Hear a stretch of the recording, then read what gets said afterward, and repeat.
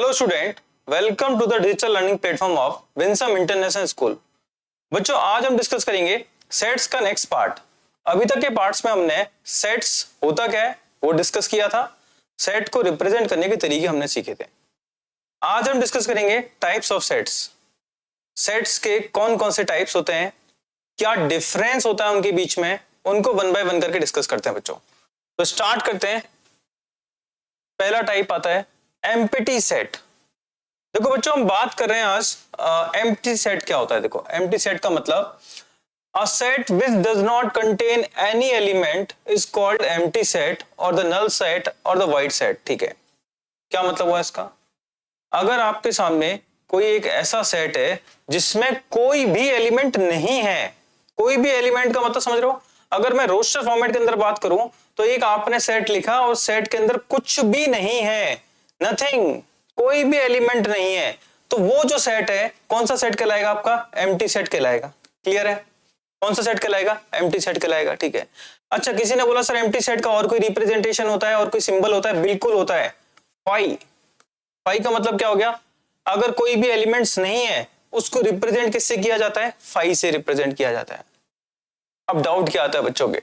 बहुत सारे बच्चों का डाउट आता है, सर अगर मैं क्या करूं, एक सेट लिखूं और उस सेट के अंदर 0 लिख दूं तो इस सेट का एम्प्टी सेट, दोनों में कोई कनेक्शन है क्या? क्या ये एम्प्टी सेट है क्या? सर देखो 0 है, इस समय पर ये सेट एम्प्टी सेट नहीं है। क्यों नहीं है एम्प्टी सेट? मैं आपको एक्सप्लेन करता हूं बच्चों।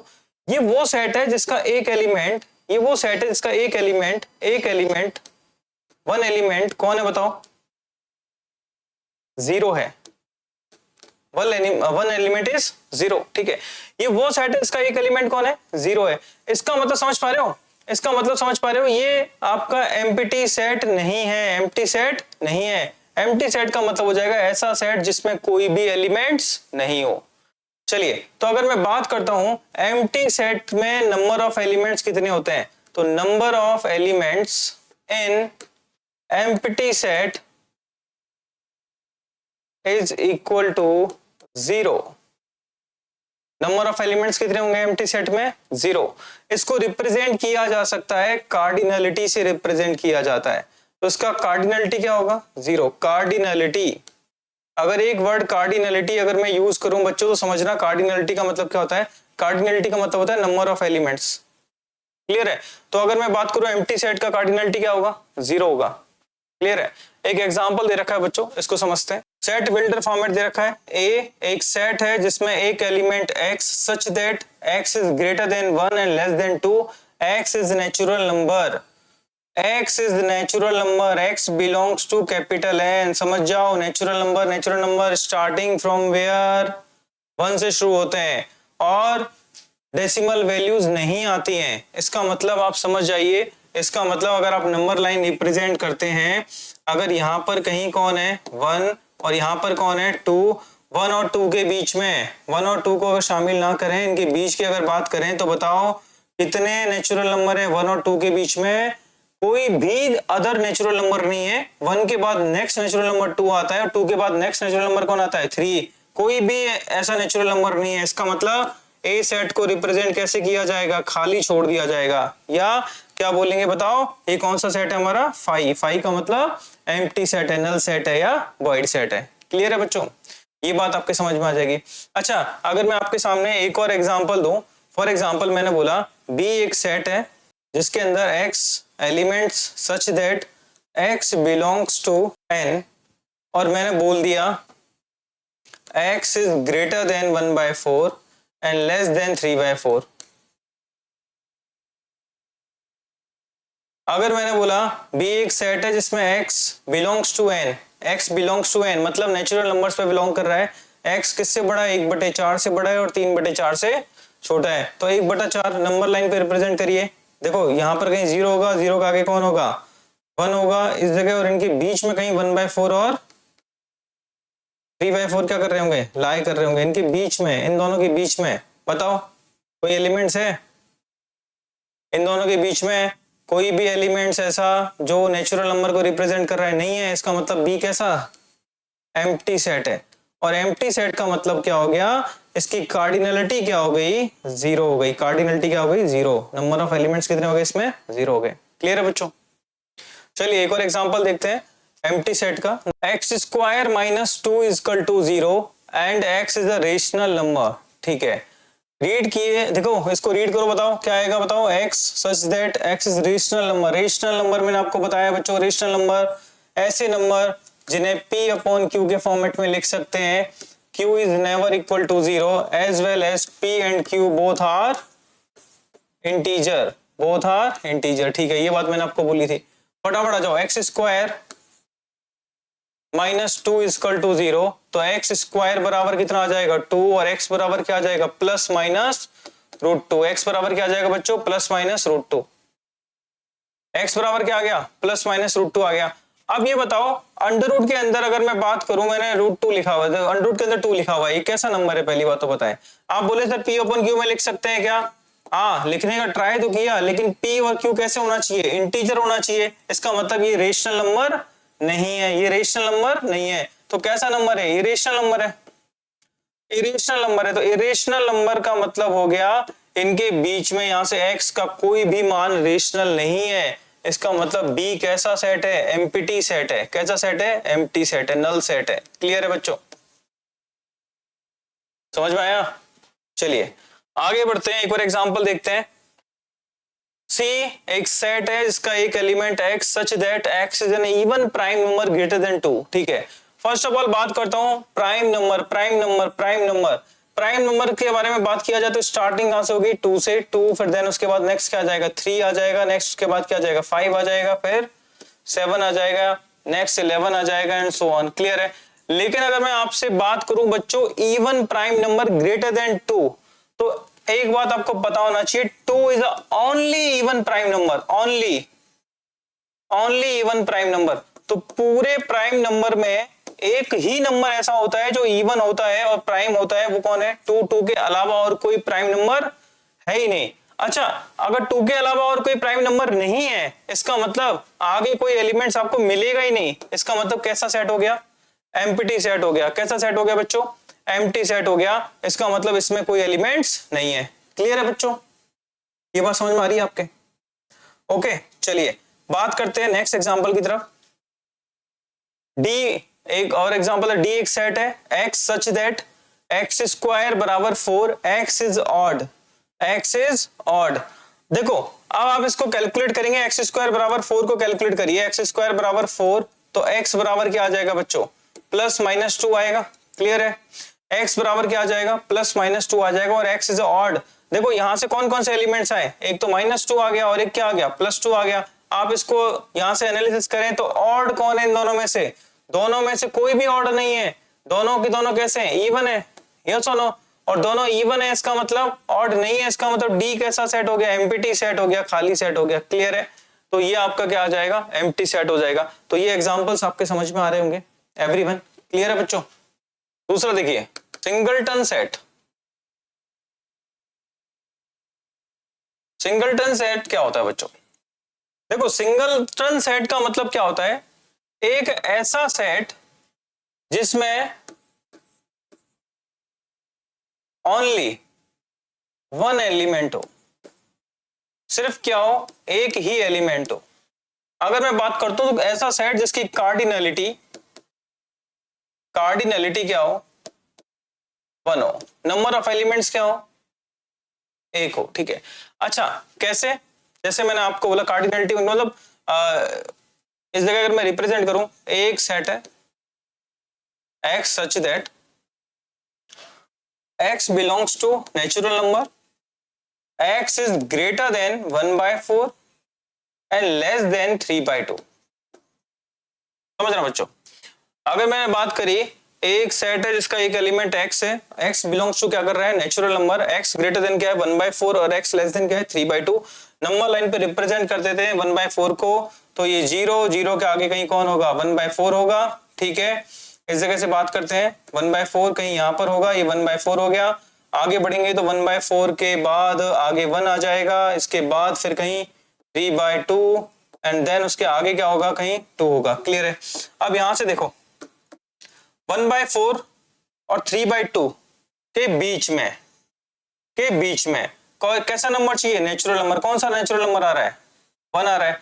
अब यहां से नेचुरल नंबर कौन सा आ रहा है, 1 आ रहा है। तो आप क्या बोलेंगे, देखो ये वो एलिमेंट हो गया, ये वो सेट हो गया जिसका एक एलिमेंट है। अब वो एक एलिमेंट इस जगह बाई डिफॉल्ट 1 आ रहा है, ठीक है, बाई डिफॉल्ट क्या आ रहा है, 1 आ रहा है। यहां पर एलिमेंट 1 होना इसकी डिस्कशन नहीं है, नंबर ऑफ एलिमेंट्स 1 हो, ठीक है। अगर मैं कार्डिनलिटी की बात करूं तो कार्डिनलिटी क्या आ रहा है इसका, 1, इसलिए कौन सा सेट है, सिंगलटन सेट है। क्लियर है बच्चों। अब आपके मन में एक डाउट क्रिएट हो गया, आप बोल रहे होंगे सर क्या एलिमेंट 1 होना चाहिए, क्या एलिमेंट 1 नहीं होना चाहिए, नंबर ऑफ एलिमेंट्स 1 चाहिए, ठीक है। अगर मैं थोड़ा सा चेंज कर दूं क्वेश्चन में क्या चेंज कर दिया मैंने, क्वेश्चन में चेंज ये कर दिया कि 1/4 और 3/2 की जगह मैं क्या कर देता हूं, इस जगह यहाँ पे कर देता हूँ 3/2 और यहाँ पे कर देता हूँ 5/4, ठीक है, समझना। अब इस जगह से इसका मतलब क्या हो जाएगा, x 3/2 से बड़ा हो 5/4 से कम हो, 3/2 से बड़ा हो और 5/2 कर लेते हैं इसको, 5 क्या कर लेते हैं बच्चों, 2 कर लेते हैं, ठीक है। जिससे आपका क्वेश्चन क्या हो जाएगा, प्रॉपर क्लियर हो जाएगा। किस तरीके से मैं इसको नंबर लाइन वापस बना देता हूं, नंबर लाइन बना लीजिए। इस जगह क्या हो जाएगा, देखो नंबर लाइन जब आप बनाएंगे तो नंबर लाइन, ठीक है, ये कहीं ना कहीं क्या होगा, देखो 3/2 से पहले कौन होगा, 1 1 2 3, इस तरीके से आगे बढ़ते हैं, ठीक है। 3/2, 1 और 2 के बीच में कहीं 3/2 होगा, क्लियर। और 2 और 3 के बीच में 2.5 5/2 होगा, इन दोनों के बीच में, इन दोनों के बीच में नेचुरल नंबर, इन दोनों के बीच में नेचुरल नंबर कौन सा आ रहा है, 2 आ रहा है। इसका मतलब ये सेट का रोस्टर फॉर्म क्या हो जाएगा, कुछ ऐसा हो जाएगा।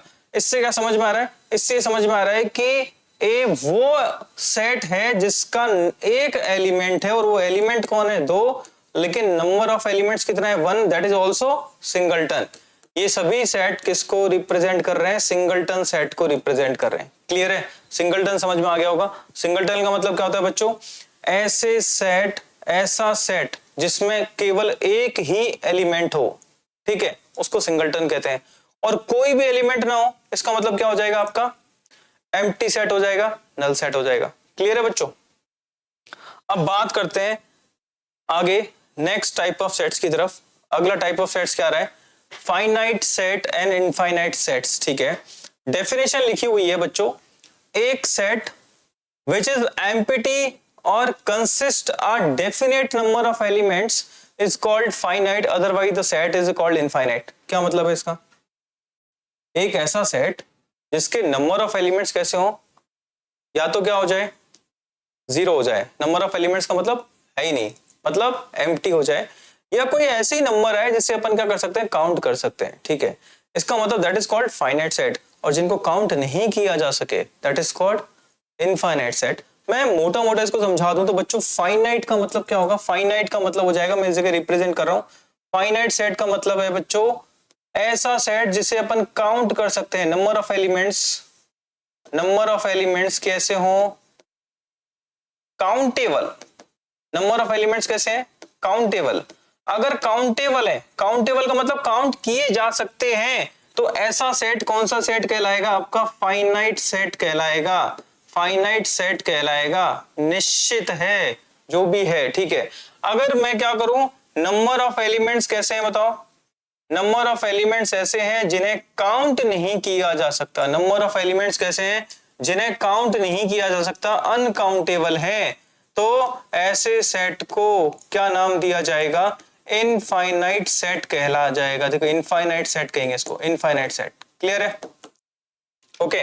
वंस अगेन वापस कह रहा हूं, फाइनाइट सेट का मतलब नंबर ऑफ एलिमेंट्स अगर काउंटेबल है तो फाइनाइट सेट हो गया, अगर नंबर ऑफ एलिमेंट्स अनकाउंटेबल है तो इनफाइनाइट सेट हो गया, बस इतना सिंपल, ठीक है। अब इसको अगर एग्जांपल से समझना चाहे तो एग्जांपल देख लीजिए। पहला एग्जांपल दे रखा है आपके सामने, ए सेट जिसके एलिमेंट्स दे रखे हैं 1, 2, 3, 4, 5। आप काउंट करिए 1 2 3 4 5, ठीक है, चाहे कैसे भी काउंट कर लीजिए। नंबर ऑफ एलिमेंट्स कितने आ रहे हैं, 5 आ रहे हैं। अगर नंबर ऑफ एलिमेंट्स ऐसे हैं जिन्हें आप काउंट कर सकते हैं, इसका मतलब ये कैसा है, ये सेट आपका कैसा सेट कहलाएगा, काउंटेबल सेट, और that is called finite set, finite set. Clear. अच्छा, बी एक सेट दे रखा है जिसके एलिमेंट्स दे रखे हैं a b c d, a comma b comma c comma d comma e comma g. Count करिए 1 2 3 4 5 6। तो कार्डिनलिटी क्या हो जाएगी इसकी बताओ, 6। इसका मतलब ये भी कैसा है बच्चों, फाइनाइट सेट है, कैसा सेट है बच्चों? Finite set. क्लियर? चलिए बढ़ते हैं एक और एग्जांपल की तरफ। अगला एग्जांपल क्या है? सी, सेट सी को पढ़े, ठीक है। क्या कह रहा है set C? According to your set C, man living presently in different parts of the world, ठीक है। ये कह रहा है, देखो सी एक वो सेट है जिसमें किसको कंसिडर करना है? Man living in presently in different parts of the world, ठीक है। अगर मैं पूरी दुनिया में अगर देखना चाहूं कितने लोग रह रहे हैं डिफरेंट डिफरेंट पार्ट्स में, ठीक है, उनकी संख्या, आप बताइए क्या वो नंबर बहुत बड़ा नंबर होगा? बिल्कुल नंबर होगा, बहुत बड़ा होगा, ठीक है। लेकिन क्वेश्चन ये आता है काउंटेबल है कि अनकाउंटेबल है? अगर मैं इंडिया की पॉपुलेशन काउंट करूं तो पॉपुलेशन काउंट की जाती है, दूसरी कंट्री की पॉपुलेशन भी काउंट की जाती है। तो मैं इस जगह आपसे बात करूं बच्चों, वो चाहे बहुत लार्जर वैल्यू आए, एक बड़ी वैल्यू आएगी, लार्जर वैल्यू आएगी, लेकिन दैट वैल्यू इज काउंटेबल और अनकाउंटेबल। तो यहां से आंसर आएगा that value is countable, count की जा सकती है। काउंटेबल है, that mean that is called finite set. क्या बच्चों? ये फाइनाइट सेट। क्लियर है? अगर मैं बात करता हूं, देखो जितने कॉन्टिनेंट होते हैं, हर कॉन्टिनेंट के अंदर अगर मैं बात करूं उनकी पॉपुलेशन को काउंट किया जाए, मैन को काउंट किया जाए, तो काउंटेबल है, काउंट कर सकते हैं, वो भले ही बहुत बड़ी वैल्यू आए, ठीक है। इसका मतलब यहां से ये कौन सा सेट हो गया? हमारा फाइनाइट सेट हो गया। क्लियर है? अगला देखो D, x such that x belongs to R, मतलब real number, x greater than 1 and less than 2, ठीक है। Real number, real number, real number, real number, समझिए, ठीक है। इसने बोला है 1 और 2 के बीच में कितने रियल नंबर हैं उनका एक सेट बनाओ। और मैंने आपको बताया था बच्चों, रियल नंबर का मतलब क्या है? रियल नंबर के बीच में इंटीजर भी आते हैं, नॉन इंटीजर भी आते हैं, रेशनल भी आते हैं, इरेशनल आते हैं, इसमें तो बहुत सारे नंबर हैं, ठीक है। अगर मैं आपको इसका एक्सप्लेन करना चाहूँ तो आप बोलेंगे सर अगला 1.1 आ जाएगा, ठीक है। इसके बाद किसी ने बोला सर 1.1 के बाद 1.2 आता है क्या? अरे रुको, अभी 1.1 और 1.2 के बीच में बहुत कुछ नंबर है। आप बोलेंगे सर ये 1.11 आएगा, अगला क्या आएगा? 1.12 आएगा, इसका मतलब अगला 1.13 आएगा। अभी तो ये इसके बीच में कितने आ सकते हैं? इनफाइनाइट। इसके बीच में कितने आ सकते हैं? इनफाइनाइट। इतने नंबर आ सकते हैं जिन्हें अपन काउंट नहीं कर सकते। इसका मतलब डी कैसा सेट है? डी आपका कैसा सेट है? इनफाइनाइट सेट है। कैसा सेट है? इनफाइनाइट सेट है। इनफाइनाइट सेट होने की वजह क्या है? कि इसमें जो नंबर ऑफ एलिमेंट्स हैं अनकाउंटेबल हैं। कैसे हैं? अनकाउंटेबल, काउंट नहीं किए जा सकते। क्या ये बात समझ में आई? अच्छा, अनकाउंटेबल है, कोई बात नहीं, अनकाउंटेबल है, लेकिन मैंने आपसे एक बात बोली बच्चों, क्या मैं इसका रोस्टर फॉर्मेट बना सकता हूं? आप बोले सर रोस्टर फॉर्मेट बना के देखेंगे तो सबसे पहला एलिमेंट क्या लिखेंगे? क्या 1.1 होना चाहिए कि 1.01 होना चाहिए? क्या 1.001 होना चाहिए? क्या 1.0001 होना चाहिए? इसका मतलब क्या हो जाएगा? इनफाइनाइट, जितने भी हमारे इनफाइनाइट सेट होंगे उनका रोस्टर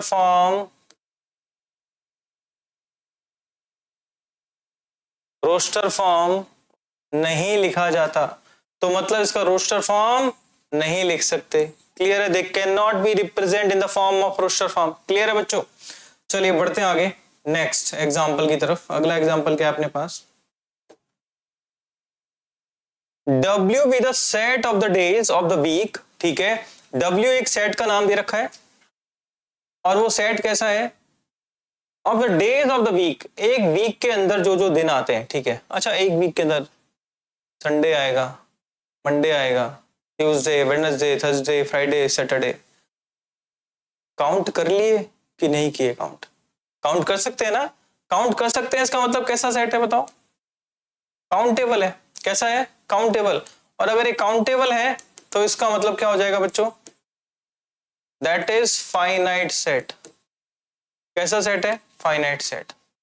अगला, S be the set of solution of the equation x² - 16 = 0 x square minus 16 बराबर 0। इसको देखिए एक बार, एक्स स्क्वायर माइनस 16 का मतलब क्या हो जाएगा इस जगह से।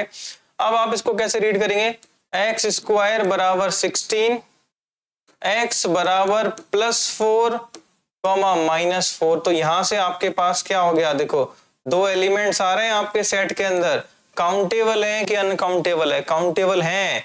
अगर मैं इस जगह से बात करूं कार्डिनलिटी, एस की कार्डिनलिटी क्या आएगी, 2 आएगी। इसका मतलब कैसा सेट है बताओ, ये फाइनाइट सेट है। कैसा सेट है बच्चों, finite sets. G be the set of the points on a line, G उन सभी पॉइंटों के सेट्स की बात कर रहा है जो एक लाइन पर उपस्थित हो सकते हैं। अब बात आ रही है एक लाइन पर। अगर मैं बात करूं लाइन पर कितने पॉइंट हो सकते हैं, यहां भी हो सकता है, यहां भी हो सकता है, यहां भी हो सकता है, यहां भी हो सकता है, यहां भी हो सकता है। ये तो आपके किस पर डिपेंड कर रहा है, आप कितने पॉइंट्स बना सकते हो। अब आपने पॉइंट्स बना दिए, पड़ोसी ने और थोड़ा सा क्या कर दिया, और छोटा छोटा बनाना स्टार्ट किया, इनके बीच में और बनाने शुरू कर दिए। तो क्या पॉइंट्स की लिमिटेशन है, कितने पॉइंट्स हैं, तो उनको काउंट नहीं कर सकते, नहीं कर सकते काउंट। इसलिए क्या किया जाएगा, ये कैसा सेट होगा, इनफाइनाइट सेट होगा। अनकाउंटेबल है, इन अनकाउंटेबल है, और अनकाउंटेबल होने का मतलब क्या हो गया, इनफाइनाइट सेट हो गया। बच्चों क्लियर है, तो ये कैसा है, इनफाइनाइट सेट। चलिए आगे बढ़ते हैं नेक्स्ट एग्जांपल की तरफ। अगला एग्जांपल क्या है बताओ। हाँ देखो, एक नोट जो मैंने आपको बता दिया था, जितने भी हमारे इनफाइनाइट सेट होते हैं इनको डिस्क्राइब नहीं कर सकते किस फॉर्म में, रोस्टर फॉर्म में डिस्क्राइब नहीं कर सकते। ये बात दिमाग में रखना, क्योंकि रखोगे तो कौन से एलिमेंट्स को रखोगे, ऐसे एलिमेंट्स जिनके बारे में हमें पता तक नहीं है कि ये भी हो सकते हैं, ठीक है, काउंट ही नहीं कर सकते। तो ऐसे एलिमेंट्स को आप रोस्टर फॉर्मेट में रिप्रेजेंट नहीं कर सकते। इसका मतलब इनफाइनाइट सेट्स की जो डेफिनेशन होती है वो हमेशा ही सेट बिल्डर फॉर्मेट होगा, तो सेट डेफिनेशन फॉर्म होगा, वो ये इसके लिए क्या है, ज्यादा सफिशिएंट रहती है। रोस्टर फॉर्मेट इसमें पॉसिबल नहीं है। क्लियर है बच्चों, बढ़ते हैं आगे। कुछ एग्जांपल्स दे रखे हैं आपके, ठीक है, इन एग्जांपल्स को सॉल्व कर लेते हैं। बड़े सिंपल सिंपल आसान आसान से एग्जांपल्स हैं, ठीक है, आपके एनसीईआरटी एक्सरसाइज के अकॉर्डिंग। पहला क्वेश्चन है, x such that x belongs to n and x minus 1 and x minus 2 is equal to 0। बच्चों समझिए, x minus 1 x minus 2 are equal to 0। अगर दो टर्म्स का प्रोडक्ट 0 है तो whether first is 0 another is 0, ठीक है। इसका मतलब एक बार तो x बराबर क्या आ जाएगा, 1 आ जाएगा, दूसरी बार क्या आ जाएगा, x बराबर 2 आ जाएगा। अगर आप इनको सेट्स के फॉर्मेट में लिखे हैं तो आप देख पा रहे हैं, आपने सेट को कुछ नाम दे दें, फॉर एग्जांपल ए नाम दे दिया, तो इस सेट्स के दो एलिमेंट्स हैं 1,2 और आपसे पूछा जा रहा है वेदर इट इज फाइनाइट और इनफाइनाइट। तो फटाफट बता दीजिए कैसा सेट है, काउंटेबल है एलिमेंट्स, बिल्कुल। कार्डिनलिटी कितनी है, 2, इसका मतलब दैट इज फाइनाइट सेट। कौन सा सेट है, फाइनाइट सेट है। क्लियर, चलिए बढ़ते हैं आगे, नेक्स्ट एग्जांपल की तरफ आते हैं। नेक्स्ट एग्जांपल कुछ लिखा हुआ है, x belongs to n and x square, ये कुछ ऐसा लिखा है, x स्क्वायर बराबर 4, ठीक है।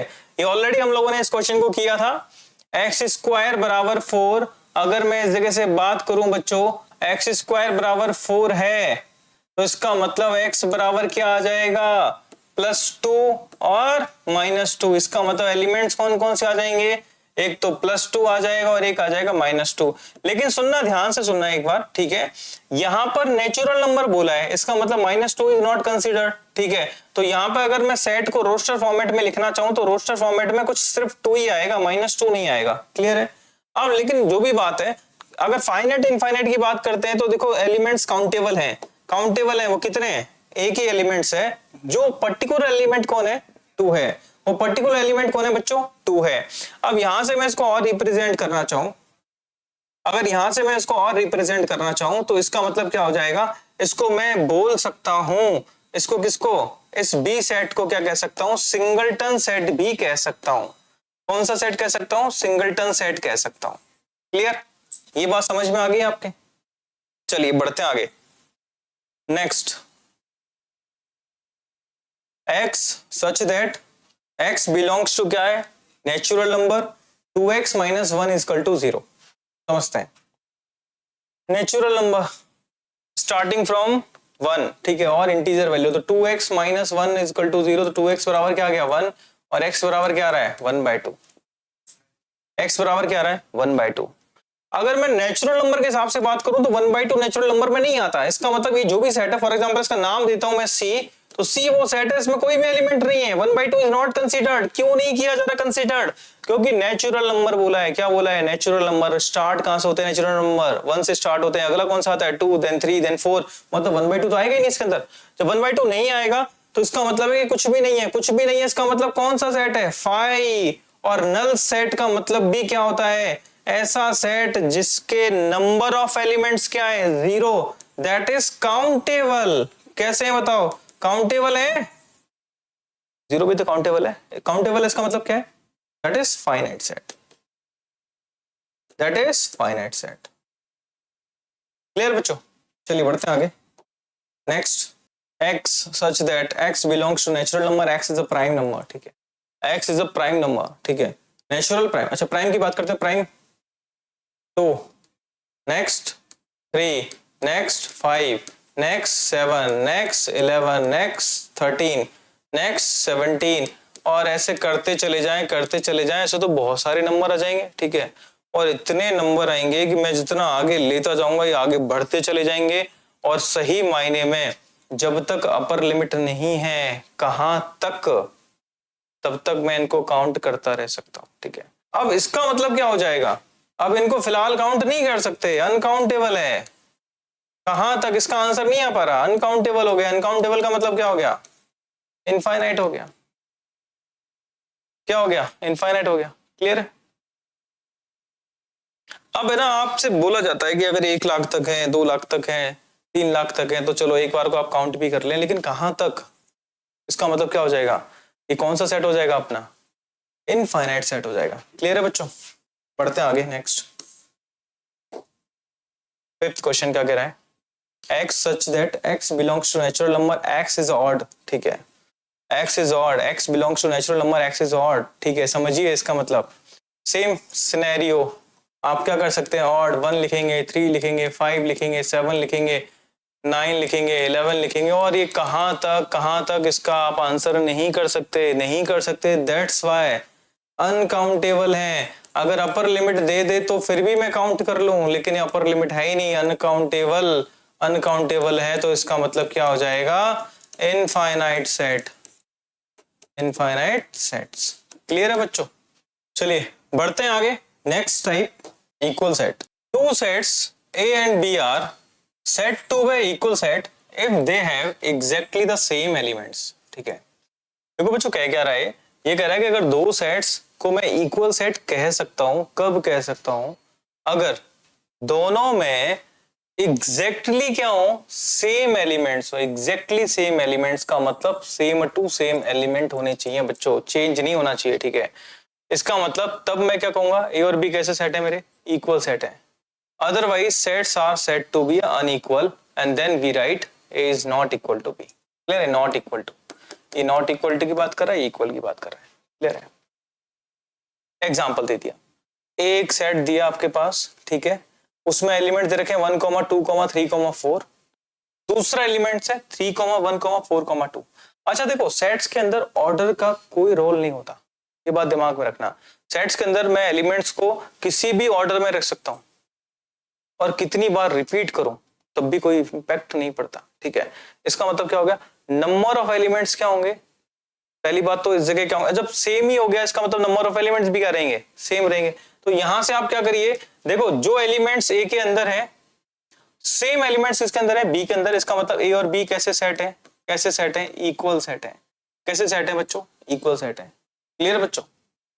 चलिए इसको और अच्छे समझते हैं बच्चों। इस जगह से एक कंपैरिजन आता है बड़ा अच्छा। ठीक है, क्या कंपैरिजन है? एक आता है बच्चों इक्वल सेट और दूसरा आता है बच्चों इक्विवेलेंट सेट।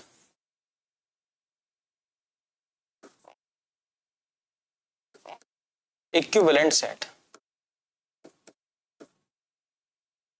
दोनों में बड़ा कॉमन सा एक माइनर सा डिफरेंस होता है। इक्विवेलेंट सेट और इक्वल सेट समझते हैं। इक्वल सेट और इक्विवेलेंट सेट का जो डिफरेंस है बच्चों, इसको एक बार समझना स्टार्ट करते हैं। तो इक्वल सेट का मतलब होता है ऐसा सेट जिसमें एग्जैक्टली सेम एलिमेंट हो। Exactly same elements, exactly same elements. तो ऐसे सेट को कौन सा सेट कहते हैं? इक्वल सेट कहते हैं। अच्छा ठीक है, इक्विवेलेंट सेट का मतलब क्या हो गया? इक्विवेलेंट सेट का मतलब क्या हो जाएगा बच्चों? इक्विवेलेंट सेट का मतलब हो जाएगा ऐसे सेट जिसमें कार्डिनलिटी क्या हो? सेम हो। Cardinality of two sets are equal, two sets are equal, then the sets are called equivalent set. Clear है? एग्जाम्पल से समझते हैं। जैसे मैंने आपके सामने एग्जाम्पल दिया ए 1, 2, 3, 4, इधर बी 3, 2, 4, 1 कुछ इस तरीके से लिख दिया। इधर मैंने लिखा है बच्चों एक सेट लिखा है जिसमें 1, 2, 3, 4, बी दूसरा सेट लिखा है जिसमें alphabet small A, small E, small I, कुछ इस तरीके से। समझ रहे बच्चों? यू को हटा देते हैं एक बार को, जिससे चीजें समझ में आती रहे। ठीक है, समझ रहा। यहां से देखो अगर मैं बात करता हूं तो देखो ए सेट के अंदर जो एलिमेंट्स हैं 1 है, 2 है, 3 है, 4 है, इधर भी 1 है, 2 है, 3 है, 4 है, भले ऑर्डर चेंज हो गया। इसका मतलब ए सेट और बी सेट आपस में कैसे सेट है? इक्वल सेट है। कैसे सेट है? Equal set. क्लियर है बच्चों? लेकिन है ना, अगर मैं बात करता हूं इधर ए सेट, मतलब इसकी कार्डिनलिटी चेक करूं, कार्डिनलिटी चेक करूं तो number of elements in set A is equal to 4 और number of elements in set B is also 4। इसका मतलब एलिमेंट सेम है। इसका मतलब क्या है? ये कैसा सेट है? इक्वल नहीं है, इक्विवेलेंट है, इक्विवेलेंट सेट है। क्लियर है बच्चों? तो क्या डिफरेंस है बच्चों? यहां से मैं आपके सामने एक्सप्रेस कर देता हूं, समझा देता हूं भाई। इक्वल सेट और इक्विवेलेंट सेट का मतलब क्या होता है? इक्वल सेट का मतलब एग्जैक्टली सेम एलिमेंट्स, और इक्विवेलेंट सेट का मतलब होता है जब नंबर ऑफ एलिमेंट दो सेट के इक्वल होंगे तो ऐसे सेट्स आपस में क्या कहलाएंगे? इक्विवेलेंट सेट कहलाएंगे। क्लियर है बच्चों? अब इसका मतलब क्या हो जाएगा? कंक्लूजन क्या क्या तैयार हो गए? कंक्लूजन ये तैयार हो गया, सबसे पहला कंक्लूजन तो ये तैयार हो गया कि equal sets are always equivalent.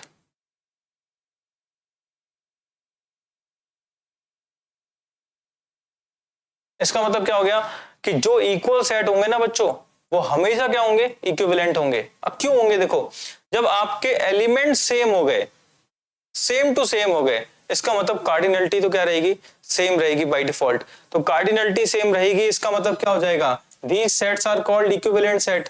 ऐसे सेट को अपन कौन सा नाम देंगे? इक्विवेलेंट सेट कहेंगे। यस और no?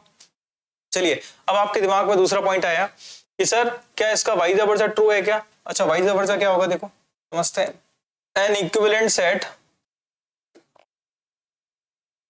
an equivalent set may be or may not be, may be or may not be equal set। तो इसका मतलब है कि देखो, इक्विवेलेंट सेट इक्वल सेट हो भी सकते हैं और नहीं भी हो सकते। अब इसको समझते हैं कैसे। जैसे मैंने एक एग्जांपल दे दिया आपके सामने बच्चों, एक सेट दे दिया 1, 2, 3, 4, दूसरा सेट बी दे दिया 3, 1, 2, 4, और तीसरा सेट दे दिया सी ए, ई, आई, ओ। अब समझ रहे हैं इसका मतलब क्या है? अगर मैं बात करता हूं बच्चों पहले सेट के बारे में, तो ए सेट और बी सेट के बारे में चर्चा कर लेते हैं। ए सेट के अगर एलिमेंट्स की बात करूं, इसमें 1 है, इसमें भी 1 है, इसमें 2 है, इसमें भी 2 है, इसमें 3 है, इसमें 3 है, इसमें 4 है, इसमें 4 है। इसका मतलब ए सेट और बी सेट आपस में क्या है? बराबर है। इससे एक और बात समझ में आ रही है, नंबर ऑफ एलिमेंट्स भी बराबर है दोनों में। एलिमेंट्स भी क्या है? बराबर। और जो एलिमेंट्स हैं वो भी एग्जैक्टली क्या है? सेम है। इसका मतलब these are called equal set। Yes और नो? लेकिन अगली बार आपके दिमाग में है, अगर सी सेट को देखा जाए तो उसमें भी नंबर ऑफ एलिमेंट्स क्या आ रहे हैं? सेम आ रहे हैं। उसके भी नंबर ऑफ एलिमेंट्स क्या है? सेम। अगर नंबर ऑफ एलिमेंट्स सेम है, इसका मतलब ए, बी, सी कैसे सेट्स हैं? कैसे सेट्स हैं? ये तीनों सेट्स कैसे सेट है? इक्विवेलेंट सेट है। अब ये बात तो आपके समझ में आ गई। लेकिन अब मैं इसको समझ जाता हूँ, और इसमें जो वाइज वर्ड वाला केस है, ये वाला केस जो मैंने आपके सामने लिखा, N equivalent set may be और मे नॉट बी, ठीक है, बी और ए आपस में इक्वल सेट है कि नहीं है, इसको अगर डिसाइड करना है, देखो दोनों के दोनों कैसे कार्डिनलिटी सेम है, इसका मतलब इक्विवेलेंट सेट है। इक्विवेलेंट सेट कैन बी या मे बी इक्वल सेट, ये दोनों इक्वल हैं, लेकिन इनकी अगर मैं बात करूं कार्डिनलिटी सेम होने के बावजूद ए और सी इक्वल सेट नहीं है, दोनों के एलिमेंट्स क्या हैं, अलग अलग हैं। साथ के साथ बात करूं B is not equal to C, B set और सी सेट भी आपस में इक्वल नहीं है। तो यहां से क्या समझ में आया कि देखो बच्चों बहुत इंपॉर्टेंट केस है, इसको आप अपने दिमाग में रखना, इक्वल सेट और इक्विवेलेंट सेट। तो इक्विवेलेंट सेट मे बी और may not be equal set, but equal set is always a equivalent set, ये बात आपके दिमाग में होनी चाहिए। क्लियर है बच्चों? बढ़ते हैं आगे नेक्स्ट केस की तरफ, कुछ एग्जांपल्स देख लेते हैं अपने। चलिए बच्चों अब आते हैं नेक्स्ट एग्जांपल की तरफ। नेक्स्ट एग्जांपल क्या है, find the pairs of equal sets if any give reasons. Okay चलिए, तो सबसे पहले आपको सेट ए दे रखा है, सेट ए दे रखा है करली ब्रेसेस के अंदर 0, इसका मतलब है 0 इसका एक एलिमेंट है, 0 इसका एक एलिमेंट है बच्चों, ठीक है। बात करते हैं सेकंड सेट की तरफ, सेकंड सेट को थोड़ा सा रीड करना स्टार्ट करते हैं। सेकंड सेट कह रहा है x इसका एक एलिमेंट है, कुछ इस तरीके से कि x 15 से क्या है ज्यादा है और 5 से क्या है कम है, ठीक है। इसको समझना शुरू करते हैं बी सेट को। x ग्रेटर देन क्या है बच्चों 15 और x लेस देन क्या है बच्चों 5, इसको समझना शुरू करते हैं। नंबर लाइन बना लीजिए फटाफट, ठीक है। नंबर लाइन पर अगर आप देखते हैं तो 5 कहीं यहां पर होगा, 15 कहीं यहां पर होगा, ठीक है। x किससे 5 से छोटा इस तरफ, ठीक है, और 15 से बड़ा कुछ इस तरफ, ठीक है। दोनों में कोई कॉमन टर्म्स आ रहा है क्या? कोई संख्या 15 से बड़ी है और 5 से छोटी है तो कुछ भी कॉमन नहीं है, इसका मतलब बी सेट कैसा है, इस जगह खाली पड़ा है, ठीक है। तो बी को मैं 5 भी कह सकता हूँ, बी को मैं क्या कह सकता हूँ बच्चों 5 सेट भी कह सकता हूँ, नल सेट कह सकता हूँ, वाइट सेट कह सकता हूँ, ठीक है। चलिए अब बात करते हैं किसकी तरफ, सी की तरफ। सी को ऑब्जर्व करते हैं क्या कह रहा है, सी सेट का डेफिनेशन है x such that x minus 5 is equal to 0। तो मुझे क्या करना पड़ेगा, x minus 5 को किसके बराबर रखना है 0 के बराबर, तो x बराबर क्या आ जाएगा 5। यहां से पता चला सी सेट के बारे में, सी सेट के बारे में क्या इंफॉर्मेशन मिली कि सी सेट के अंदर एक एलिमेंट कौन है बताओ 5 है। क्लियर? चलो अब बात करते हैं डी सेट को, डी सेट को स्टडी करते हैं। डी सेट क्या कर रहा है, देखो डी सेट कह रहा है आपसे बच्चों इसके अनुसार x such that x square बराबर क्या है 25। रीड करते हैं x स्क्वायर बराबर 25 को, तो x स्क्वायर बराबर 25 को जब आप समझते हैं तो x की दो वैल्यूज आती हैं, एक पॉजिटिव 5 आएगी और एक नेगेटिव 5 आएगी। उससे आप क्या डिसाइड कर पाएंगे, अगर d एक एलिमेंट -5 है तो दूसरा एलिमेंट क्या है +5। क्लियर है बच्चों? अब यहां पर अगर आप ऑब्जर्व कर पा रहे हैं तो देखो बच्चों मैंने a लिख लिया, b लिख लिया, b आपका सेट कैसा सेट आया है इस जगह, b सेट आपका 5 सेट आया है, नल सेट आया है, ठीक है। सी आप लोगों ने लिख ही लिया, सी किसके बराबर आया था बच्चों 5 के बराबर आया था, तो मैं इस तरफ लिख लेता हूं सी वो सेट आएगा जिसका एक एलिमेंट क्या है 5। अच्छा अब बात करते हैं डी के बारे में, डी मैंने जस्ट लिख ही लिया है बच्चों, तो डी की जगह पे क्या लिखा जाएगा डी -5 +5। और बात करते हैं आखिरी ई सेट को समझते हैं। x is an integral positive root of equation x square minus 2x minus 15, x square minus 2x minus 15 is equal to 0। अब आप इसको क्या करेंगे, क्वाड्रेटिक इक्वेशन को सॉल्व करेंगे बच्चों। तो कैसे सॉल्व करते हैं क्वाड्रेटिक इक्वेशन को, आपको पता होना चाहिए मल्टीप्लाई करने पर माइनस का 15, ऐड करने पर माइनस का 2। तो आप इसको हैंडल कर सकते हैं, एक्स स्क्वायर मल्टीप्लाई करने पर -15, ऐसे दो नंबर 5 और 3 हो सकते हैं, ठीक है। लेकिन किसको प्लस रखना है किसको माइनस, इसके अनुसार आप एडजस्ट कर लीजिए, ठीक है। आपको कहीं कोई दिक्कत नहीं आएगी। इक्वल टू 0, x कॉमन ले लेंगे, x माइनस क्या आ जाएगा 5, इधर से क्या आ जाएगा 3 कॉमन लेंगे, x minus 5 and then equal to 0। इसके बाद आपके पास एक x माइनस 5 आ जाएगा, एक x प्लस 3 आ जाएगा, ठीक है। जैसे आप लोग क्वाड्रेटिक इक्वेशन पढ़ लेंगे बच्चों तो ये काम आपका बड़ा शॉर्ट एंड स्वीट हो जाएगा, आप बड़ी इजीली कर सकते हैं। यहाँ से क्या आ जाएगा बताओ 5 और क्या आ जाएगा -3, ठीक है। अब आपके पास है ना पॉजिटिव इंटीग्रल, पॉजिटिव रूट लेना है वो भी इंटीग्रल। पॉजिटिव का मतलब समझ पा रहे हो आप, मुझे नेगेटिव वाले को नहीं रखना है, इसका मतलब क्या आ जाएगा बताओ 5 आ जाएगा। -3 को कंसिडर नहीं करेंगे। क्लियर है बच्चों? अब आप खुद ऑब्जर्व करिए कि देखो ए आपके पास है ऑलरेडी, बी आपके पास है, बी मैंने सॉल्व कैसे किया ये मैंने आपको बता दिया है, मैं इसको हटा देता हूं जिससे थोड़ा सा इजी हो जाएगा हमारे लिए। ठीक है, आपके पास डी भी है और आपके पास ई भी है। मुझे फाइंड आउट करना है विच पेयर्स आर इक्वल। इक्वल होने के लिए सेम एलिमेंट्स होना जरूरी है। ठीक है, तो आप ऑब्जर्व करेंगे ए इज नॉट इक्वल टू किसके हो जाएगा, बी के, नॉट इक्वल टू किसके हो जाएगा, सी के। बी और सी आपस में बराबर नहीं है। ठीक है, और not equal to also D. Clear है बच्चों? हाँ, एक ही बात करते हैं, देखो ये तो आपस में ही नॉट इक्वल हो गए सारे के सारे। ठीक है, अब पेयर्स की बात कर लेते हैं। तो पेयर्स में इक्वल कौन से हैं उनकी तरफ हम लोग जाते हैं। तो इक्वल की तरफ अगर आप जाते हैं, ऑब्जर्व करते हैं चीजों को, तो आप बोल पाएंगे देखो सी सेट और ई सेट आपस में कैसे हैं, इक्वल सेट है। क्लियर है बच्चों? इक्वल सेट है ये दोनों सेट, इक्वल सेट्स हैं।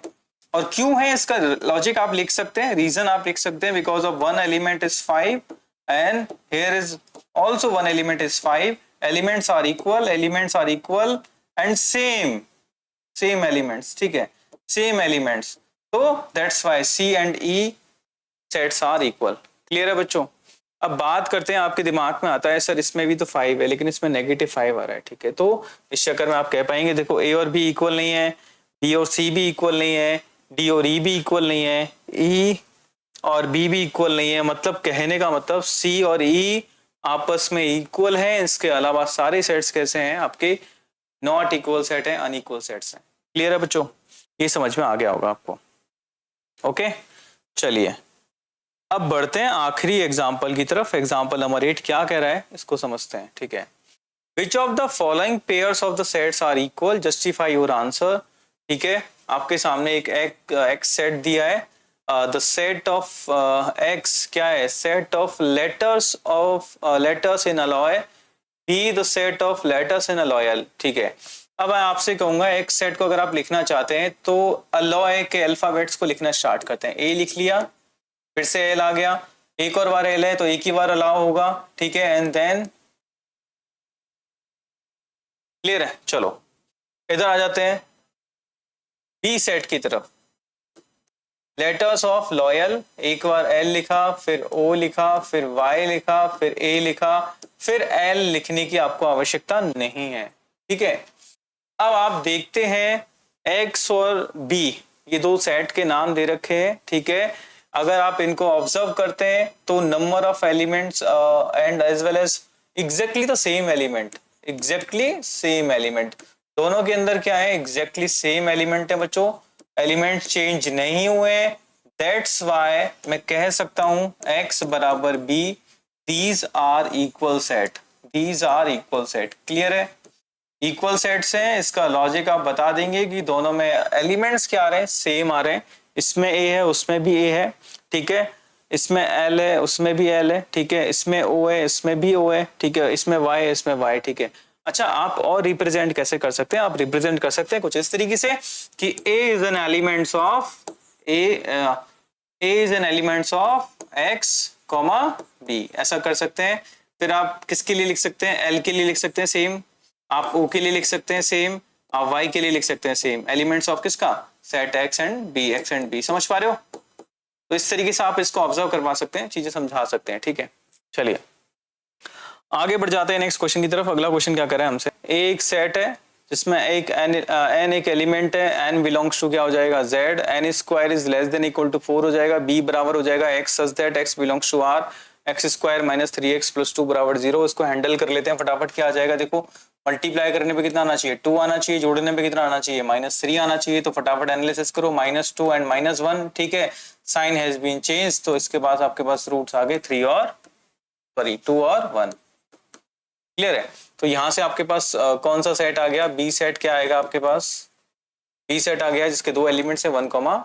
क्लियर, बारी आती है n square greater less than equal to 4 हो जाएगा। ठीक है, इसको आप समझना चाहें तो आप कैसे हैंडल कर सकते हैं, आप बोलेंगे sir n square is less then, इसको एक बार इधर लेके आ जाओ, 4 लेस देन इक्वल टू क्या आ जाएगा 0। आप इसको ट्रीट करेंगे कुछ इस तरीके से। फिर आप उसके बाद ट्रीट कर सकते हैं इसको n-2, आप ट्रीट कर सकते हैं n+2 less than equal to क्या हो जाएगा 4। अब इसको समझना शुरू करते हैं, ठीक है। आप नंबर लाइन पे क्या करिए, रिप्रेजेंट करिए -2 और अच्छा यहाँ से क्रिटिकल पॉइंट क्या आ जाएगा, एक आ जाएगा 2 और एक आएगा -2, ठीक है। क्रिटिकल पॉइंट तो यहाँ पे आप पुट करेंगे एक बार -2, इधर क्या पुट करेंगे +2। अच्छा ये राइट का प्लस है, फिर नेगेटिव है, फिर प्लस है। डिमांड किसकी हो रही है, नेगेटिव की। तो -2 और 1 के बीच में और इनको शामिल करते हुए कितने इंटीजर्स आएंगे, तो आप बोलेंगे सर -2 आ जाएगा, कौन आएगा -1 आएगा, 0 आएगा, 1 आएगा, ठीक है। तो these are the elements of that particular set. Clear है, ये इसके क्या है एलिमेंट्स दे दिए आपके सामने। अब आप क्या बोलेंगे, इसके कितने एलिमेंट्स आ रहे हैं, 5 एलिमेंट्स आ रहे हैं, ठीक है। उधर उसके कितने एलिमेंट्स हैं, 2 ही एलिमेंट है। पहली बात तो है ना इक्विवेलेंट तो है ही नहीं, ठीक है। अच्छा एक और बात, इक्वल की बात करते हैं। तो इक्वल की बात करते हैं तो ऑब्वियस सी बात है, इसके ना 5 एलिमेंट्स हैं और उसमें सिर्फ 2 ही एलिमेंट्स हैं, तो ऑब्वियस सी बात है। तो यहाँ से तो केस ही अलग हो गया, तो A is not equal to B। आप लिख सकते हैं कैसे कि देखो जो -2 है वो A का एक एलिमेंट है जो कि B के अंदर प्रेजेंट नहीं है। आप क्या कह सकते हैं, ऐसे लिख सकते हैं -2 is element of A and -2 is does not belongs to, ठीक है, B। आप इस तरीके से कहेंगे तो आप क्या कह सकते हैं कि that is not equal set, ठीक है। क्लियर है बच्चों। तो आज जो सेशन हम लोगों ने पढ़ा बच्चों, उस सेशन के अंदर हमने सही मायने में क्या क्या पढ़ा, मैं थोड़ा सा आइडिया देता हूँ। टाइप्स ऑफ सेट्स की तरफ हम लोग मूव किए। उसमें हमने एम्प्टी सेट को पढ़ा, नल सेट को पढ़ा, वाइड सेट को पढ़ा, ठीक है। उसके बाद हम लोगों ने फाइनाइट इनफाइनाइट सेट के बारे में इंफॉर्मेशन ली। सिंगलटन सेट क्या होता है, ऐसा सेट जिसमें सिर्फ एक ही एलिमेंट्स होता है। उसके बाद इक्वल सेट क्या होते हैं, ऐसे सेट्स जिनमें एग्जैक्टली सेम एलिमेंट्स होते हैं उसे इक्वल सेट कहते हैं। और साथ ही साथ इक्विवेलेंट सेट क्या होता है, ऐसे सेट्स जिनके नंबर ऑफ एलिमेंट्स क्या होते हैं, सेम होते हैं, कार्डिनलिटी सेम होती है। वो सब बातें हमने यहाँ से पढ़ी, ठीक है। अब इसके ऊपर बेस एग्जांपल्स भी हम लोगों ने कर लिए। अब अगला पड़ाव है इसके ऊपर बेस क्वेश्चंस करना, जिसे हम डिस्कस करेंगे एक्सरसाइज 1.2 के अंदर। मिलते हैं नेक्स्ट सेशन में, आज के लिए इतना। Thank you so much.